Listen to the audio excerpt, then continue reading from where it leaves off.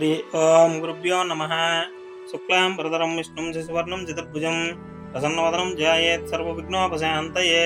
గురుభ్యో నమః. శ్రీమాత్రే నమః. ఈ కార్తీక మాసంలో మనం పారాయణం చేస్తున్నటువంటి కార్తీక పురాణం 24వ అధ్యాయాన్ని గురించి ఇప్పుడు విందాం. ఈ 24వ అధ్యాయంలో అంబరీషుని ద్వాదశి వ్రతమును గురించి అత్రి మహాముని అగస్త్యమునితో ఈ విధంగా చెబుతూ ఉన్నారు. అత్రి మహాముని కార్తీక మాస పౌర్ణమి వ్రతమహత్యమును చెప్పి మరలా అగస్త్యునితో, ఓ ఋషీశ్వర, కార్తీక వ్రత ప్రభావం గురించి ఎంత వినినను తనివి తీరదు. నాకు తెలిసిన ఇంకొక కథ చెప్తాను, జాగ్రత్తగా విను అని ఇలా చెబుతూ ఉన్నారు. కార్తీక శుద్ధ ద్వాదశికి హరిబోధిని అనే మరొక పేరు కలదు. ఆనాడు పుణ్యనదులలో స్నానం చేసినందువలన, సూర్యచంద్ర గ్రహణ సమయములందు స్నానము చేసినందువలన ఎంత ఫలము కలుగునో, కార్తీక వ్రతమునందు శుద్ధ ద్వాదశి నాడు భక్తి శ్రద్ధలతో దాన ధర్మములు చేయువారికి అంతే ఫలము కలుగును. ఆ ద్వాదశి వ్రతము చేయవలసిన విధానం చెప్తుదను, జాగ్రత్తగా విను అని ఈ విధంగా చెబుతూ ఉన్నారు. కార్తీక శుద్ధ దశమి రోజున పగటిపూట మాత్రమే భుజించి, ఆ మరునాడు అనగా ఏకాదశి రోజున పూర్తిగా ఉపవాసం ఉండి ద్వాదశి గడియలు వచ్చిన తరువాతనే భుజించవలను. దీని మహత్యమును వివరించే ఒక కథ కలదు, చెబుతాను, జాగ్రత్తగా విను అని ఇలా చెబుతూ ఉన్నారు. పూర్వము అంబరీషుడనే రాజు గొప్ప విష్ణు భక్తుడుండేవాడు. ద్వాదశి వ్రత ప్రియుడు. అంబరీషుడు ప్రతి ద్వాదశి నాడు తప్పకుండా వ్రతము చేసేవాడు. ఒక ద్వాదశి నాడు ద్వాదశి గడియలు స్వల్పముగా ఉండటం వలన ఆ రోజు పెందలగడనే వ్రతమును ముగించి బ్రాహ్మణ సమారాధనకు సిద్ధముగా ఉన్నాడు. అదే సమయమునకు అతడకు కోప స్వభావం కలిగినటువంటి దూర్వాసముని రాగా, అంబరీషుడు ఆ మునిని గౌరవించి ద్వాదశి గడియలలో భోజనమునకు రమ్మని ఆహ్వానించాడు. దూర్వాస మహాముని అందుకు అంగీకరించి సమీపమున గల నదికి స్నానానికి వెళ్ళాడు. ఆ విధంగా అంబరీషుడు ఎంతసేపు వేచి ఉన్ననో దూర్వాసుడు ఇంకా రాలేదు.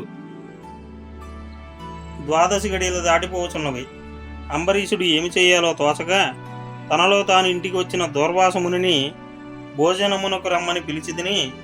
ఆ ముని నదీ స్థానమునకు వెళ్ళి ఇంతవరకు రాలేదు. బ్రాహ్మణునకు ఆతిథ్యం ఇచ్చదనని మాట ఇచ్చి భోజనం పెట్టకపోవట మహాపాపము. అది గృహస్థునకు ధర్మము కూడా కాదు. ఆయన వచ్చే వరకు ఆగినచో ద్వాదశి గడియలు దాటిపోవును, వ్రతభంగమగును. ఈ ముని మహాపాప స్వభావం గలవాడు. ఆయన రాకుండా నేను భోజనం చేస్తే నన్ను శపిస్తాడు. నాకు ఏమీ తోచకుండా ఉన్నది. బ్రాహ్మణ భోజనం అతిక్రమించరాదు. ద్వాదశి గడియలు ముంచిపోకూడదు. గడియలు దాటిపోయిన తర్వాత భుజించనను. హరిభక్తిని వదిలిన వాడినగుదును. ఏకాదశి నాడు ఉన్న ఉపవాసము వృధా అగును.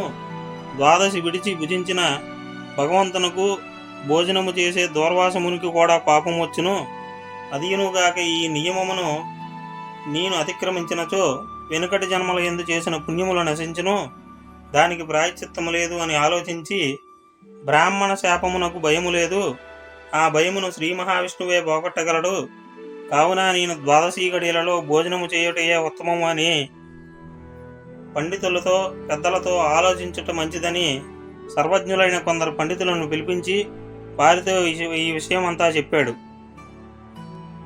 అంతటా ఆ ధర్మజ్ఞులైన పండితులు ధర్మశాస్త్రములు పరిశోధించి విమర్శ ప్రతివిమర్శలు చేసుకొని దీర్ఘముగా ఆలోచించి, మహారాజా, గృహస్థుడు ఇంటికి వచ్చిన అతిథిని తక్కువ జాతి వాడైనను భోజనము పెట్టదను అని చెప్పి వానికి పెట్టకుండా తినరాదు. అందులోనూ వేదాంగ విద్యా విశారదుడుగు మహాతపస్యాలియగు సదాచార సంపన్నుడైనటువంటి దూర్వాస మహామునిని భోజనమునకు పిలిచి అతనికి పెట్టకుండా తాను భుజించుట వలన మహాపాపము కలుగుతుంది. అందువలన ఆయుక్షేణము కూడా కలుగుతుంది. దూర్వాసునంతటి వారిని అవమానించిన పాపం కూడా రావచ్చును. అతిథి ఏ జాతి వాడైనను గౌరవింపతగ్గవాడే.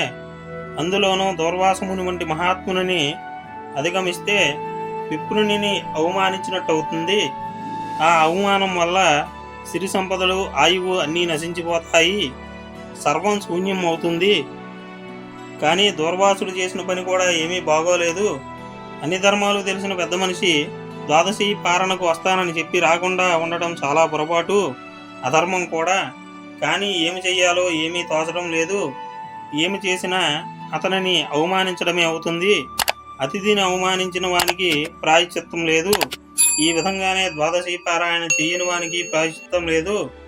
కనుక ఈ ధర్మ సందేహాన్ని ఎలా తీర్చాలో మాకేమీ బోధపడటలేదు అని ఒకరు ముఖాలు ఒకరు చూసుకుంటూ ఉన్నారు. స్కాంద పురాణాంతర్గత వశిష్ట ప్రోక్త కార్తీక మహత్యమందలి 24వ అధ్యాయము 24వ రోజు పారాయణ పూర్తి అయినది. స్వస్తి.